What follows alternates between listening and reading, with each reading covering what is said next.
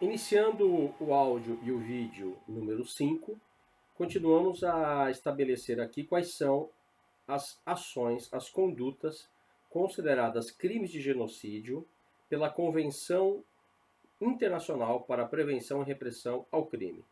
Portanto, além de termos aqui já mencionado e analisado aquelas condutas que configuram genocídio, é preciso estabelecer que o genocídio, composto por essas condutas, será acompanhado por outras condutas também puníveis como se genocídio fossem. Então, é a partir do seu artigo 3º da referida convenção que estabelece que serão punidos também os seguintes atos, né? Claro, na sua linha A já fala cita o próprio crime de genocídio, já sabemos aqui quais são as condutas por esta convenção. Agora, também uma outra conduta será punida, a associação para a prática de crime de genocídio. Vamos usar um exemplo histórico aqui. No Holocausto, além da SS, a tropa ideológica de Hitler, que não se confundia com o exército alemão, a Wehrmacht, outros grupos paramilitares, muitos de outros países, se associaram à SS para a consecução do extermínio dos judeus da Europa. Cito aqui as tropas ucranianas, lituanas, os guardas dos campos de concentração, portanto, que muitos eram inclusive ucranianos, e portanto nós temos um claro caso aqui de indivíduos que atuavam diretamente no assassinato das vítimas inocentes. Mas esta associação não se dá apenas no plano operacional, também no plano governamental, no plano da chefia de Estado e da chefia de governo.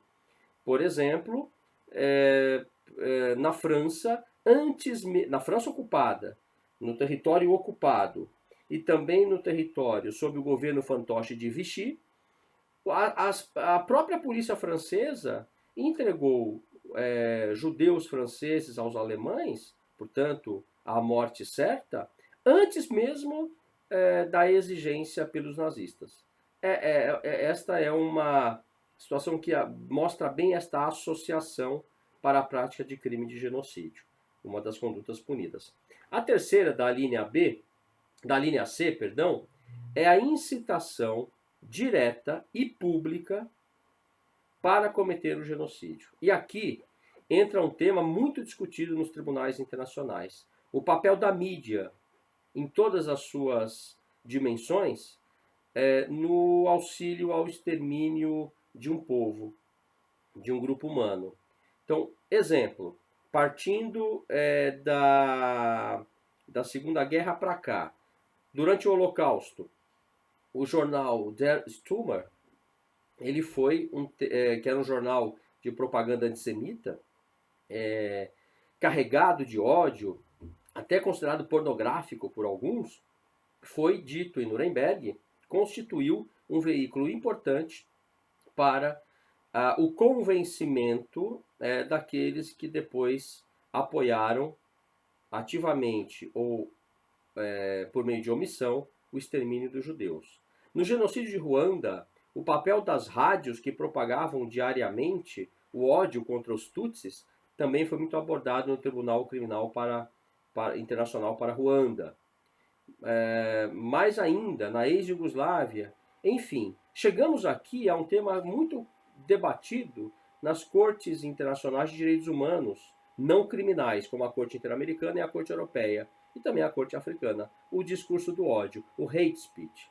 Um claro obstáculo é aqui que é cessada a admissão do exercício do direito à liberdade de expressão, quando esta liberdade é exercida abusivamente mediante a propagação do discurso de ódio. Então, é uma outra conduta punida esta divulgação pública, não só por meio da mídia, diretamente em praça pública também, por exemplo. Não é? Na linha D, é punida também a tentativa de genocídio. Tentativa é aquela situação jurídica marcada pelo início dos atos de consecução de um crime, no caso de genocídio, dolosos, mas que não alcançam o resultado final. Por exemplo, vítimas que conseguiram acordar em meio aos mortos após o fuzilamento pelas tropas dos Einsatzgruppen nazistas. Houve aí a tentativa. O resultado final, a destruição da vida, não foi alcançado. Apenas para dar um exemplo aqui. Na linha E, também é mencionado a coautoria no genocídio. Coautor, juridicamente falando, é aquele que participa conjuntamente com o autor no cometimento dos atos criminosos, da conduta material que leva ao resultado final. Portanto, é coautor tanto aquele que jogou, o soldado que jogava pela chaminés os cristais de Zyklon B para matar por gaseamento as vítimas durante o Holocausto, quanto aquele que espancava as vítimas para que entrassem nas câmaras de gás. São coautores. Portanto, esta é mais uma análise importante da Convenção para a Prevenção e Repressão ao Crime de Genocídio. Vamos continuar a partir do próximo áudio e a partir do próximo vídeo a analisar outros atos puníveis. Até lá.